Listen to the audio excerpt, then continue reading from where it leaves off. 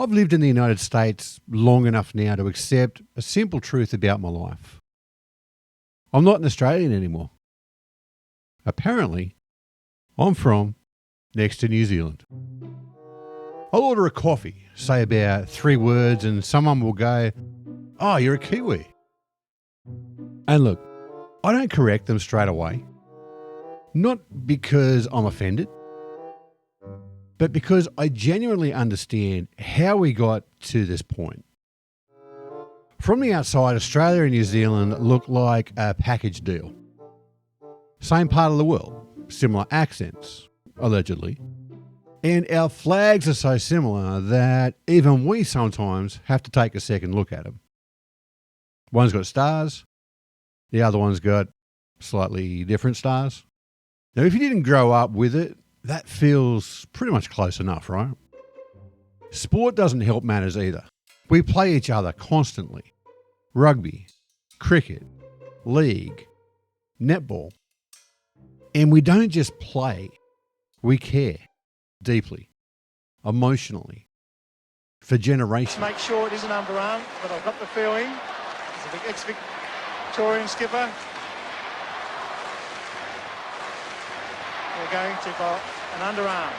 We haven't believed it. And that's a disappointing finish. Nothing says we're basically siblings like two countries that really enjoy beating each other. And then there's ANZAC. That's a genuine bond. Australia and New Zealand are linked by that historic moment in time when our troops stormed the battlefields of Gallipoli. So when you hear that accent, especially when you're overseas, it's a moment of, hey, they're one of us. We're together in this. And honestly, that part really makes sense. Now, here's where it gets a bit awkward for me. Because I've spent a lot of time in New Zealand. Honestly, I love the place. I could happily call it home. Kiwis are friendly, grounded, and quietly confident. No big performance, no showboating or chest beating. They don't need to convince you that they're interesting because they just are. But Australia's home. That's where I'm from.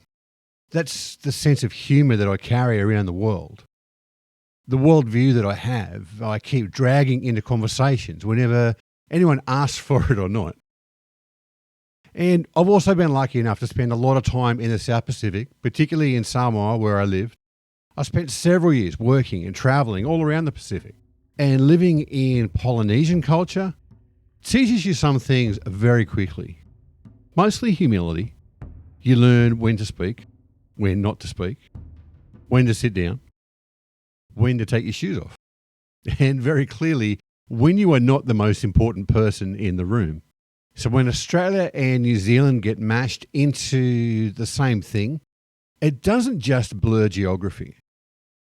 It flattens a whole region that's actually full of different cultures, histories, and ways of seeing the world. The issue isn't that Australia and New Zealand get compared. That's pretty normal. It's kind of like comparing the US and Canada. The issue is when comparisons turn into substitutions. When one country starts standing in for the other, that's when you lose the interesting bits. One place I think this really hits home is when we look at Indigenous culture. Australia and New Zealand took very different paths historically. Different decisions, different timing, different outcomes. Now, I'm not here to explain Maori culture. That's definitely not my lane. But if you spent any time in New Zealand, you notice how visible Indigenous identity is in everyday life. Australia's relationship with its Indigenous cultures is different. It's complex, it's evolving, and it's completely its own story. 2 countries, 2 journeys. Also, just a quick side note, Aussies and Kiwis do not sound the same. I know Americans think that we do, but we don't. I had 6 scenes, and I would say I have 6 scenes in the chick flick film. 6.